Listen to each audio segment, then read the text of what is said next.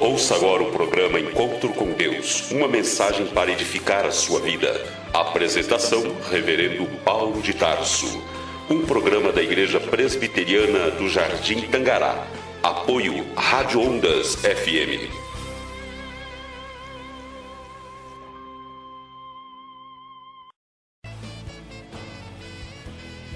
Participe dos nossos trabalhos. Aos domingos, culto público em louvor e adoração a Deus em família, às 19 horas.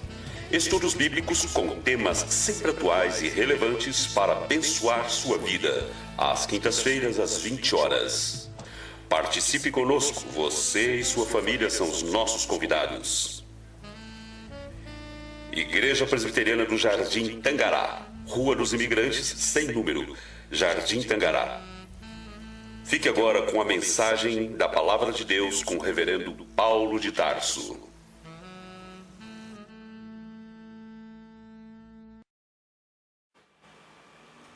Olá, queridos e queridas ouvintes do programa Encontro com Deus. Bom dia. A mensagem de hoje está baseada no capítulo 3 do livro de Gênesis. E este capítulo nos relata sobre a lamentável queda de Adão no pecado, quando ele desobedeceu a Deus, comendo do fruto que Deus ordenara que não comesse. E em consequência disso, nós sabemos que o pecado entrou no mundo por meio do primeiro casal. E assim, não só o pecado, como também a morte e outras consequências, também passaram para toda a raça humana. Como o texto que nós estamos nos propondo a usar como texto base para o nosso estudo, para a nossa mensagem dessa manhã, é um pouco longo, e o tempo que temos é o nosso adversário, e não nos permite lê-lo na íntegra. Eu gostaria de destacar apenas 3 versículos neste capítulo. Leremos os versos 11, 12 e também o 13. Portanto, ouça o que a palavra de Deus nos diz no versículo 11 aqui do capítulo 3 de Gênesis. Perguntou-lhe Deus: quem te fez saber que estavas nu? Comeste da árvore de que eu te ordenei que não comesses? Então disse o homem: a mulher que me deste por esposa, ela me deu da árvore e eu comi. Disse o Senhor Deus à mulher: que é isto que fizeste? Respondeu a mulher: a serpente me enganou e eu comi. Quando Adão pecou, Deus veio ao seu encontro como de costume. Todas as tardes Deus fazia isso. Todas as tardes em que Deus visitava o primeiro casal, eles sempre estavam esperando e aguardando ansiosamente, com alegria, a visita divina. Mas naquela tarde fatídica da culpa pelo pecado, Adão não estava pronto e nem estava esperando pela visita do Senhor. E a Bíblia, queridos, diz lá no versículo 9, que Deus precisou chamá-lo. Deus precisou chamar Adão. Veja o que ele diz. Diz assim: e chamou o Senhor Deus ao homem e lhe perguntou: onde estás? Isso não significa, queridos, que Adão tenha conseguido esconder-se de Deus. Nenhum de nós conseguimos. Mesmo porque o Senhor Deus, ele é onisciente, ele é onipotente, é onipresente. Significa dizer o quê? Que Deus sabe de todas as coisas, Deus é o Todo-Poderoso e Deus é o único que pode estar presente em toda parte ao mesmo tempo. E ele sabia muito bem aonde Adão estava e o que havia feito e o que estava fazendo naquele momento. Quando Deus chama Adão e pergunta: onde estás? Deus está dizendo, em outras palavras, a Adão: Adão, você viu o que você fez? Adão, veja onde você se meteu. Olhe para o seu estado.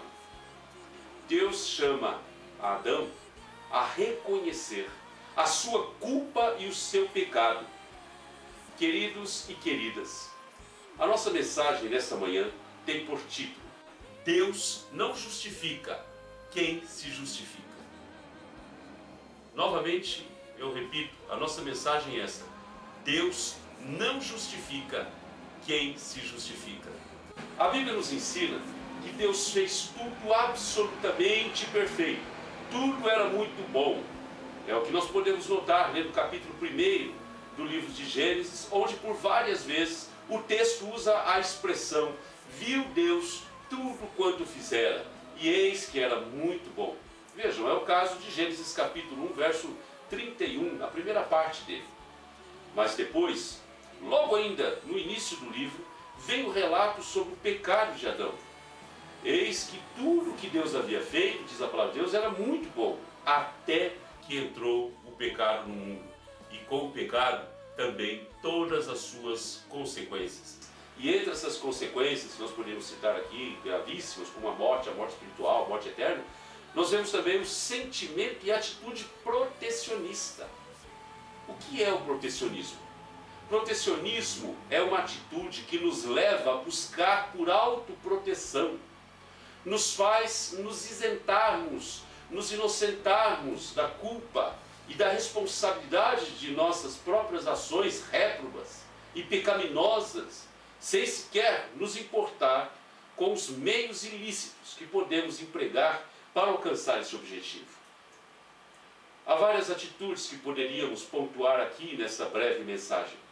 Porém, como já dissemos logo no início, o tempo não está ao nosso favor.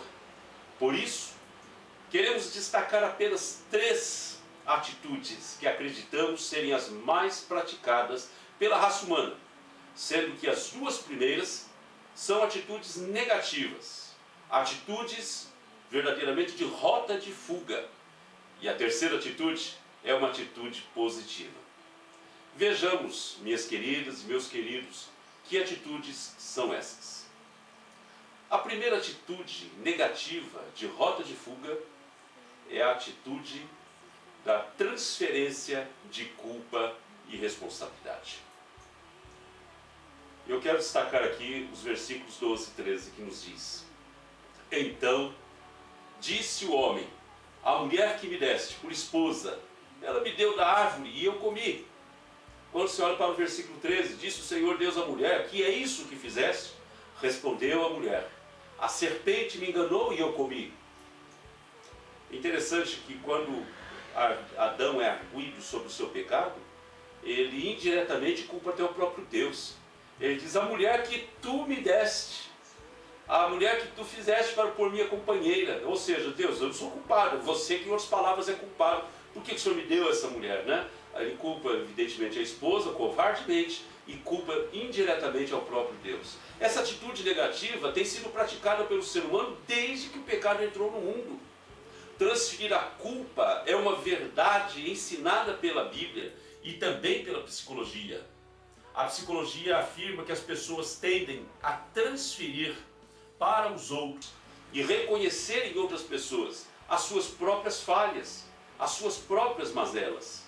Transferir a culpa e não assumir responsabilidade não alivia a consciência do culpado e leva a pessoa a praticar ações desastrosas, protecionistas, antiéticas, imorais e anticristãs. A pessoa que pratica essa atitude não tem o menor receio e constrangimento de prejudicar o seu próximo.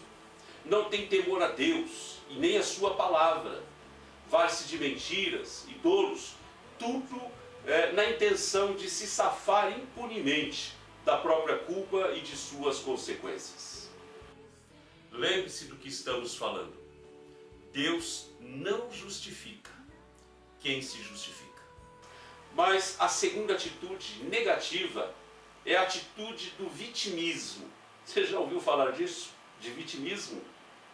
Igualmente perigosa a atitude que acabamos de falar, ou que falamos anteriormente, é a atitude do vitimismo. Eu quero que você ouça atentamente o que nos ensina o texto de 1 Samuel, capítulo 13, versos 11 ao 13, até a primeira parte. O texto nos diz assim: Samuel perguntou: que fizeste? Respondeu Saul: vendo que o povo se ia espalhando daqui, e que tu não vinhas nos dias aprazados, e que os filisteus já se tinham ajuntado em Micmas, eu disse comigo: agora descerão os filisteus contra mim a Gilgal. E ainda não obtive a benevolência do Senhor, e forçado pelas circunstâncias, ofereci holocaustos. Então disse Samuel a Saul: procedeste neciamente em não guardar o mandamento que o Senhor teu Deus te ordenou. Meus amados, olha que coisa interessante. Nesse caso, a pessoa faltosa ou que cometeu o pecado, ele se fez de vítima, de coitada, como o rei Saul fez nesse texto. Ele responsabilizou as circunstâncias. Assim age o vitimista. A responsabilidade nunca será dele, mas das circunstâncias, do meio social, né? Se acha uma vítima das pessoas, da família e etc. Um verdadeiro coitado. Incapaz de assumir a culpa e a responsabilidade pelos seus próprios erros e pecados. Ele vive alegando que sofre perseguição, discriminação, ódio das pessoas e até preconceito, mas é incapaz de reconhecer a própria culpa. Quando confrontado com o seu pecado, ele representa muito bem. Ele faz teatro, encenação, tudo com o único objetivo de tentar inutilmente comover as pessoas à sua volta. A pessoa vitimista não sente vergonha, não se constrange nem mesmo de mentir e de ser injusta para com o seu próximo. Querido e querida ouvinte, lembre-se do que estamos falando. Deus não justifica quem se justifica.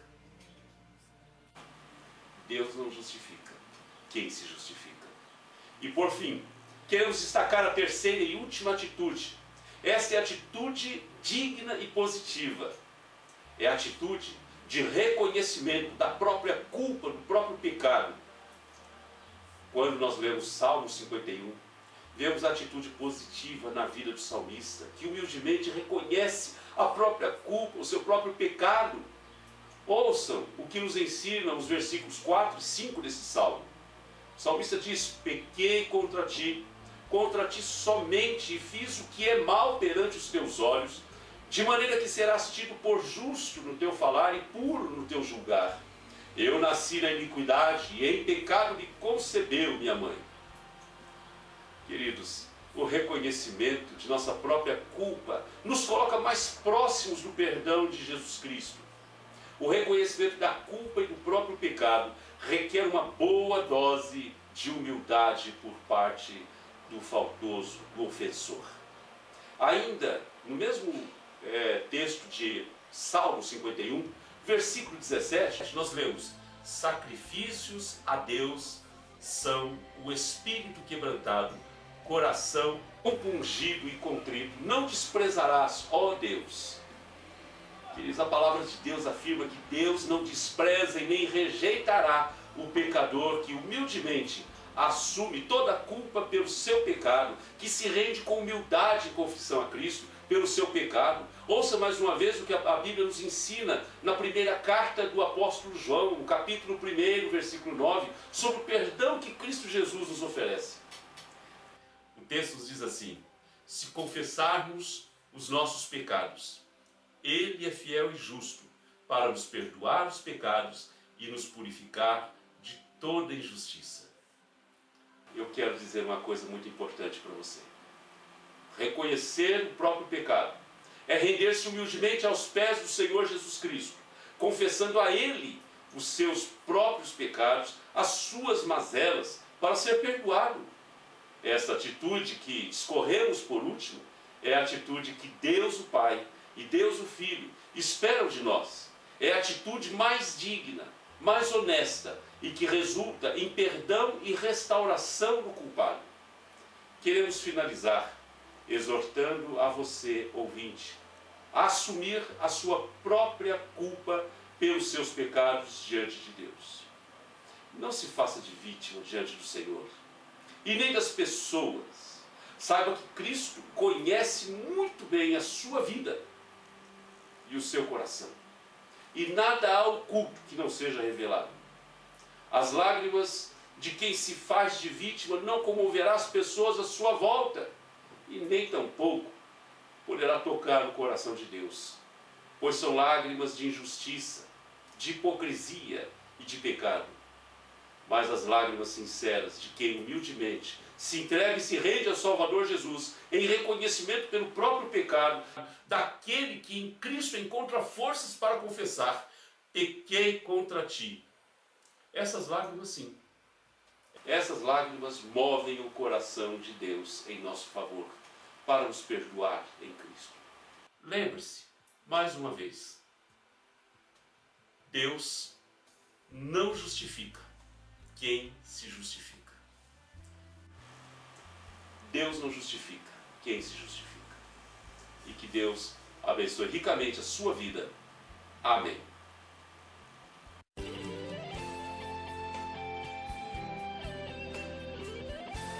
Você acabou de ouvir o programa Encontro com Deus, uma mensagem para edificar a sua vida. Apresentação: Reverendo Paulo de Tarso, um programa da Igreja Presbiteriana do Jardim Tangará. Apoio: Rádio Ondas FM.